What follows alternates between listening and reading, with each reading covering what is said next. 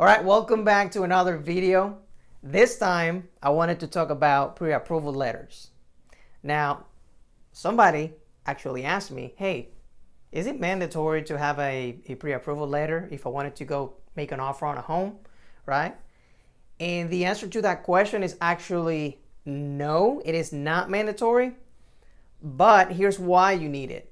And let me explain this because I know some buyers, they think that us realtors, we want to find out if you have a pre-approval letter just to find out if you are wasting my time or not, right? Like are you pre-approved? No. Are you working on it? No. Okay, then don't waste my time.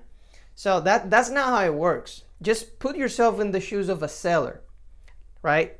Let's say you see a home for sale, it's available, and you want to make an offer on it. Now, my question to you is, are you paying it cash, meaning are you using your own money, 100%, or are you using financing?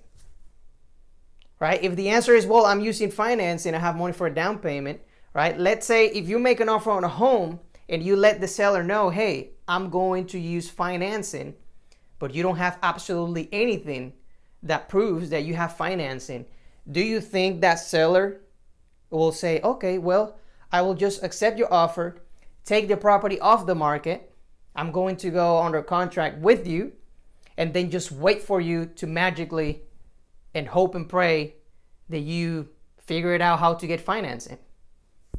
Would you do that if you were a seller? Just think about that for a second. Like, would you actually do that if you were a seller and you have this buyer telling you, hey, I want to buy your house? Well, do you have money? No, I don't have any money. I'm using financing. Okay, well, do you have the financing ready? Oh, no, I will just figure it out later. Would you do that? Would you actually say, okay, well, I'll just wait for you, right? You will never do that if you were a seller. So don't think that just because your realtor tells you, hey, let's get the pre-approval letter first, that way we can show the seller that we're serious about it, that you basically already did your diligence. That way they can actually accept the offer and you can go under contract. So the quick answer is no, you don't have to. But the second answer is they will probably never accept your offer if it's like that. Never. Right? And I actually had a buyer on a listing of mine on a condo trying to do this.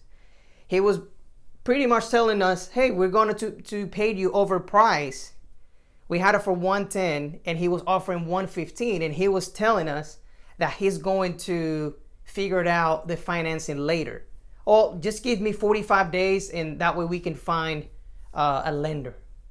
And my client, which is a seller, he said, heck no, like there is no way I'm going to take my property off the market for this dude who randomly just made an offer and don't even have the money and haven't done any diligence. Make sense? So it's not about wasting your time. Our job as a realtor, if I'm representing you as a buyer, a buyer's agent, it is my job to tell you, hey, do this first, because with this, there is a way higher chance of finding somebody who will take you seriously. So yes, it's not about, well, do you want to waste my time or not? Like, that's not how it works, right? So that is the only reason, well, maybe one of the reasons why realtors ask you to have a pre-approval letter. Some people say, well, I would rather find a house first and then I can get the financing ready before I make the offer. That's another thing. Before I make the offer, I'm going to get it done. But let me just look at homes with you. That way when we find it, I can let you know the one I like. And that's not how it works either. And here's why. It's not about wasting your time. How do you know that the homes you're looking at, you can afford them? How? How is that possible? How is that possible? Right? Just think about that. How are you going to tell me, let's look at this home who is for sale for $350, just because you went to Credit Karma and you saw that apparently you have a 750 credit score, right?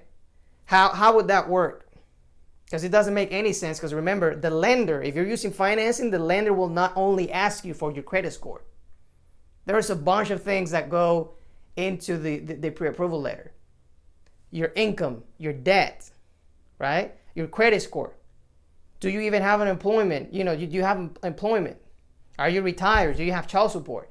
Debt to income ratio. All of those questions, they want to have they want the answer for. Do you have a down payment? What is the best financing that works for you? Can you even get financing on the type of home that you're trying to get? So it's not about wasting people's time. It's all about doing the best thing you can do to make sure that you put yourself in a position to get your offer accepted, right? And it's our job as a professional to let you know what the first step is, the second step is, and the third step is. And of course, you can always find, if you want, you can find a buyer's agent who don't know what they're doing, and they will say yes to everything because they don't have anything better to do, and they will just say yes, yes, yes, yes, and you can just slap them in the face however you want. But unfortunately, 99% of the agents are not like that. So that being said, that's all I have to say. Make sure you do the right thing. If your buyer's agent tells you let's do this first, it's because obviously the first step is that one and the second step is the other step, not all over the place. Okay, so talk to you soon. Thank you so much.